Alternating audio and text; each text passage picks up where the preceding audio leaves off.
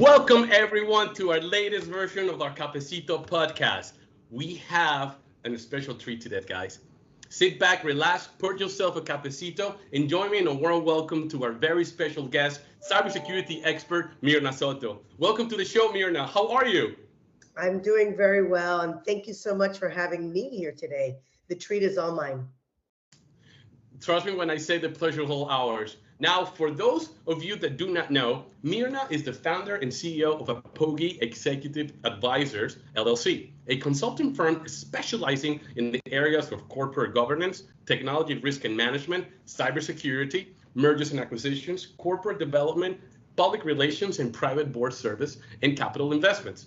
And I also understand that you serve as a board member for several publicly traded organizations and a number of private companies. Mirna, would you please shine more light on your impressive background and expertise for our audience?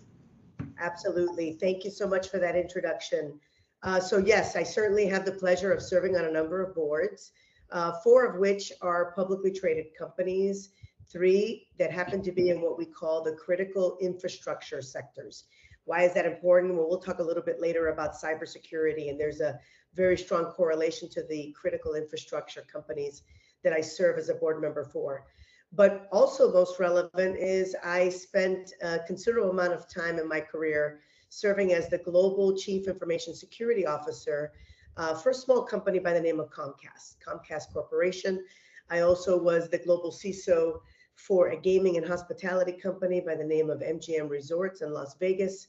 And I've had the pleasure of working in a number of different industries, including financial services and hospitality.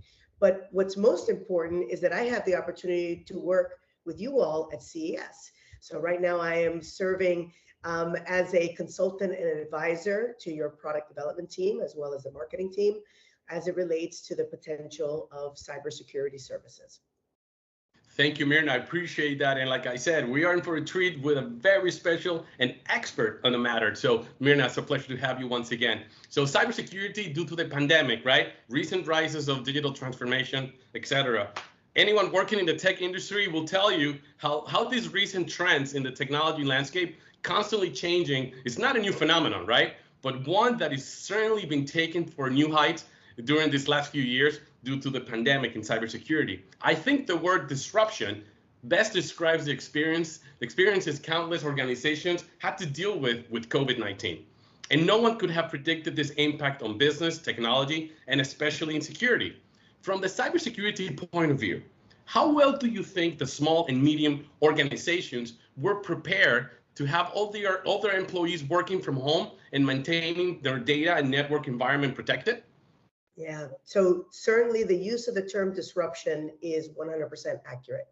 I think that if we were to assess the landscape of companies across the board, both large and small, most large enterprises had a degree of preparation, whether it was a hybrid workforce or they had technologies and services in place to allow for some of this disruption to be a little bit more palatable.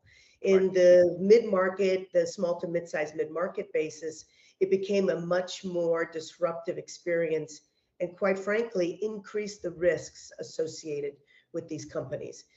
Many of them were not prepared to have their workforce remote. And what it did do was it reduced what we call in the cybersecurity landscape, the visibility of activities, the types of network connections, the types of devices that were being used, where data was being printed and stored. So it's just a plethora of risks that have been introduced as a result of this. Now, the good news is that more and more companies are realizing that they need to become more prepared. They need to make other investments. They need to partner with organizations to kind of increase their security footprint. And I think that that's a great opportunity for an organization such as CES to be able to provide that type of visibility that many of them lost during the pandemic when everyone had to shift to remote work, whether it's VPN services, secured perimeter monitoring, things of that nature. I think it's the silver lining to such a tragic pandemic where we have the opportunity to work with these companies. Understood. And thank you so much for that point of view. I mean, as you mentioned, many companies plan to return to the office using a hybrid approach, right? Others were planning just to stay remote as a lot of them currently are. What would be your recommendation for these small and medium companies to consider from the cybersecurity perspective? Well, there's a lot. And we only have one cafecito. Yes. I would say many of the things that I would recommend is the opportunity to look at connectivity, right? And that's perfect for, who we are and who we are trying to serve. Look at the connectivity, try to find ways, and of course, partner with organizations to secure that connectivity, to allow for more visibility of the traffic, the devices, and the transactions that are transpiring on your network. As being the connectivity provider or not, the opportunity to layer in services, whether it be vulnerability management services, looking at endpoint protections, looking at VPN services. We also have, the opportunity to look at firewall configurations to make sure the right type of traffic is interacting with our business transactions and our applications. I do think that there's a really big opportunity for companies that are in this small to mid-size marketplace to be able to partner with companies that can do monitoring, to do threat intelligence for them, rather than insist on them building it themselves.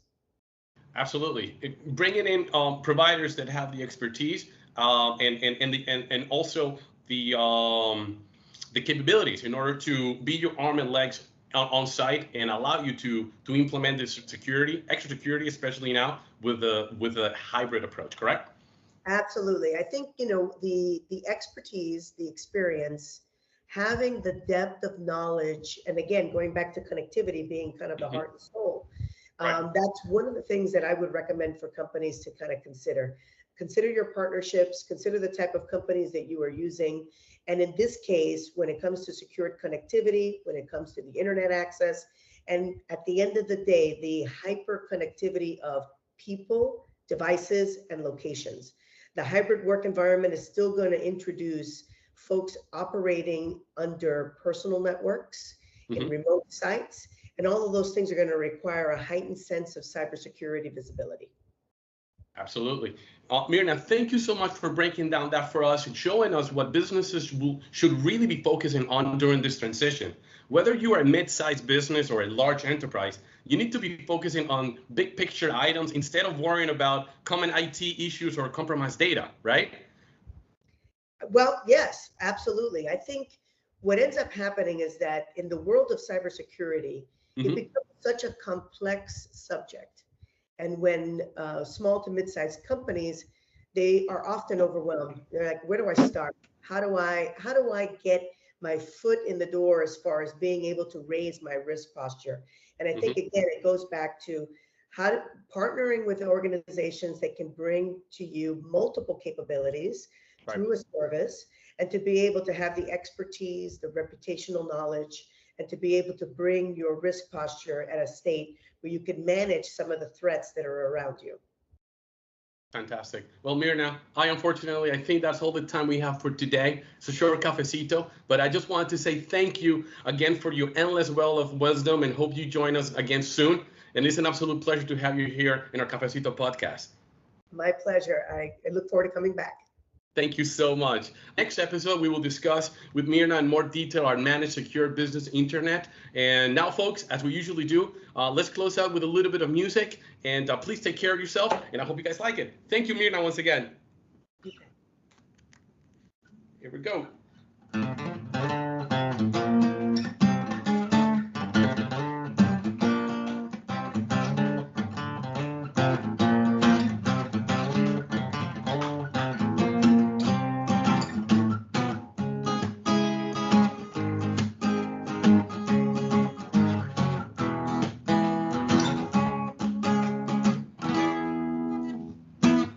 Thank you. Bye-bye, Mirna. Thank you so much, everyone.